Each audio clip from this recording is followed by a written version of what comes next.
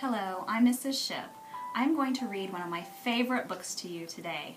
I am a mother, and my children love to hear me read the book, The Kissing Hand by Audrey Penn.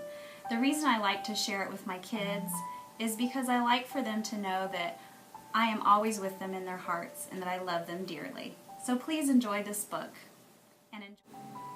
The Kissing Hand by Audrey Penn.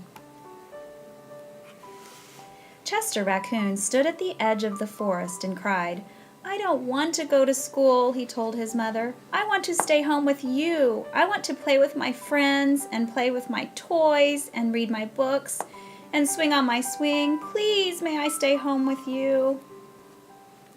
Mrs. Raccoon took Chester by the hand and nuzzled him on the ear.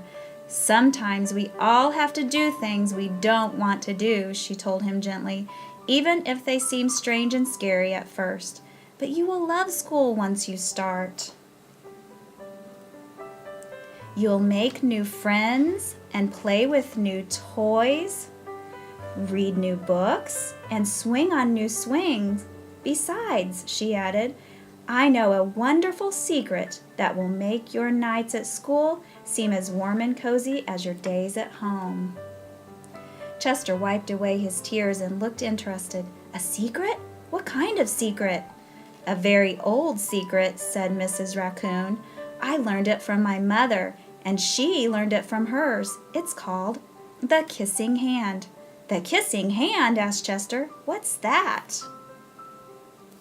"I'll show you." Mrs. Raccoon took Chester's left hand and spread open his tiny fingers into a fan. Leaning forward, she kissed Chester's right in the middle of his palm. Chester felt his mother's kiss rush from his hand, up his arm, and into his heart. Even his silky black mask tingled with a special warmth. Mrs. Raccoon smiled. "Now," she told Chester, "whenever you feel lonely and need a little loving from home, just press your hand to your cheek and think, 'Mommy loves you. Mommy loves you.' And that very kiss will jump to your face and fill you with toasty, warm thoughts."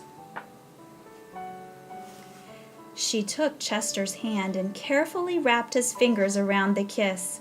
"Now, do be careful not to lose it," she teased him. "But don't worry. When you open your hand and wash your food, I promise the kiss will stick." Chester loved his kissing hand. Now he knew his mother's love would go with him wherever he went, even to school. That night, Chester stood in front of his school and looked thoughtful. Suddenly, he turned to his mother and grinned. "Give me your hand," he told her.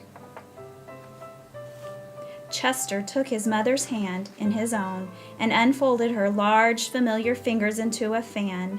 Next, he leaned forward and kissed the center of her hand.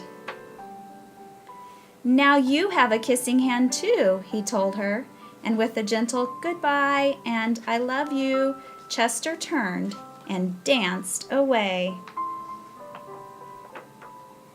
Mrs. Raccoon watched Chester scamper across a tree limb and enter school, and as the hoot owl rang in the new school year, she pressed her left hand to her cheek and smiled.